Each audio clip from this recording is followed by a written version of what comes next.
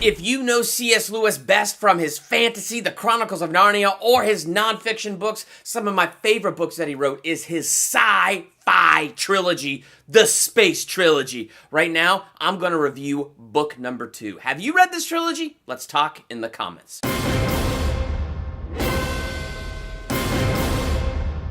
Welcome to Durbania. I'm Durbin, and this is my book review for the second book in C.S. Lewis's space trilogy, Perelandra. And I'm excited to dive into this one because of the space trilogy.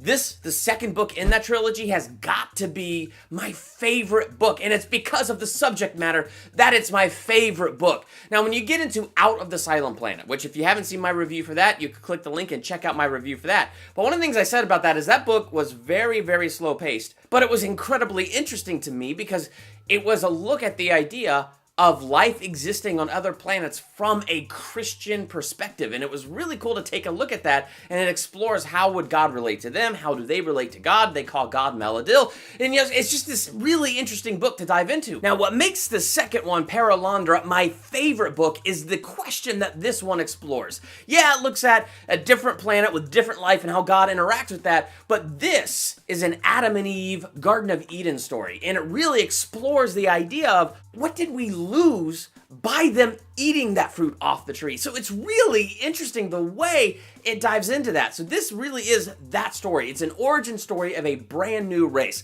There's so many interesting things to dive into, like my head is just like cluttered with it. So first off, Venus is a planet covered in water. It's called Perelandra by the inhabitants, and it's got like islands that float around like boats. They just float, but there's one island that is a fixed land. So they have one rule: don't spend the night on the fixed land. That's the only rule that they have to follow. The Adam and Eve of this world, they're human, except that they're green. What's interesting about that is because of the resurrection of Jesus, it changed everything. And this is the first world created after the resurrection. So because Jesus came in a body, then there's no better form. And so he creates these human creatures on this other planet. And it's interesting that to me was just a very interesting philosophy to dive into about how great the redemption on our world is, that it's spilled over into this brand new world, and that the rewards we get from the cross, they already get spilled out into their creation and at their birth. And it's just an incredibly interesting thing to dive into. And Ransom gets sent to this world with a mission. And right after he arrives, this other dude, Weston, arrives. What's interesting about Weston, he is the serpent in the garden.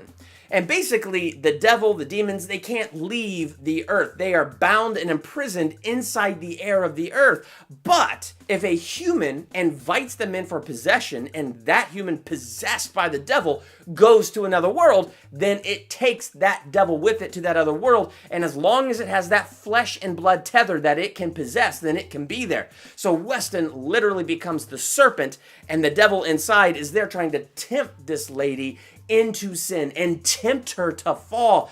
But Ransom is redeemed. You have the devil on the one shoulder and the angel on the other shoulder. So that's the other way that the redemption of man affects new creation, is because now there can be a representative of the body of Christ there to try to lead her away from where the enemy's trying to take her. And so that's kind of what this becomes. It's a very interesting story as the devil goes back and forth trying to tempt her, while Ransom is going back and forth saying, no, you want to follow Maladil, which is their name for God. You want to follow Maladil. You don't want to do what this guy is saying. Now, this guy, he's interesting. As Weston is trying to tempt the girl, it's interesting the modes and ways that he tries to get into it, because I find it interesting how C.S. Lewis explores how the devil tries to hit our thoughts, how he tries to accuse us in our thoughts, the types of things that he injects in our mind that we think is really just us, but it's condemnation coming from him. It's deception coming from him. He tells this girl, he's like, don't you think Maladil doesn't want you stuck in this childlike form? Don't you think he wants you to grow up? Well, one way you grow up is he tells you a rule. Don't sleep on the fixed island. You go, well, that's the dumbest thing I've ever heard, which means you're mature enough to recognize that. So you go spend the night on the island. Then he honors you. And so he tries to throw at her this simple logic that sounds good, but then he throws out this incredibly crazy, high-minded, philosophical junk, but he has a method in the madness of that. because the philosophical high-minded junk is making her brain go. Then he tells her this simple thing that just kind of tugs and pulls at her, and really what he's doing is he's trying to break her down and make her exhausted. At the same time, he's trying to make Ransom exhausted. He's trying to torment Ransom as well. So Ransom is trying to fight this guy's theology, and sometimes that's a hard thing to fight. It's hard to have the right argument or the right words, especially since this is a devil that is an ancient being that is a master of taking all that is good and twisting it expertly. But during the day, when he's tempting Eve, this is another interesting aspect that C.S. Lewis put to the devil. He's using all this high-minded thought and intellect and reason, and then as soon as she goes to sleep, he like throws away intellect and reason because it's just a tool and he is done for the day. He doesn't ever want to pick that up if he doesn't have to. And so he sits down, and as Ransom is trying to sleep, this devil guy sits next to Ransom and just goes, Ransom, Ransom, Ransom, Ransom, Ransom, Ransom, and taunts Ransom like a freaking immature child and tries to break him down and exhaust him that way. So it's an interesting look at the temptation of the devil, the methods of the devil, and it's an interesting look at him trying to break down the good and get her to sin by breaking her down and making her tired.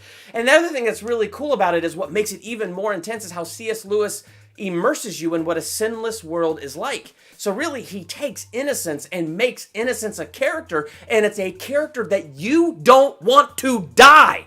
And it's so fascinating how when Weston is in the world, what he does and the fact that he's just this tormentor and now he's in a world that is innocent and free of torment, he stands out like a filthy stain on a clean shirt. It's so hard to get your mind off of it. It's so hard. It's like, come on, let this place be good. Let it be innocent. So it's really cool how C.S. Lewis makes innocence a character that you care about and you want to live. And I don't really want to spoil the ending. Does the Eve of this world spend the night on the fixed island and break the command of Maladil? Like, I don't want to blow that much for you. But what I will say is the way C.S. Lewis dives into this philosophy of what would have happened or wouldn't have happened in our Garden of Eden is just so incredibly smart. It's smart how he breaks down the idea of, yeah, we made a huge mistake in the Garden of Eden, but God brought a greater dimension of glory out of our fallenness and out of our brokenness. But we missed something good over here. We missed it. But when we missed it, his grace abounded and he made something great out of it. And so it's interesting the way these ideas get explored without being sermonizing or preachy and diving into these characters and diving into this world. There's some places where you get into a lot of philosophy, so it moves kind of slow, and it's like, okay, can we pick this up a little bit? But it's overall so extremely interesting, and it's my favorite book. I'm giving it an A+. My favorite in the trilogy. Have you read this trilogy? What did you think? Let's talk in the comments, and while you're there, hit that subscribe button to become a Durbanian. Hit the bell by that subscribe button so you're notified from my next book review, movie review, ranking video, theological analysis, trailer reaction, or anything else I do here. I'm Durbin. Thanks for checking out Durbania.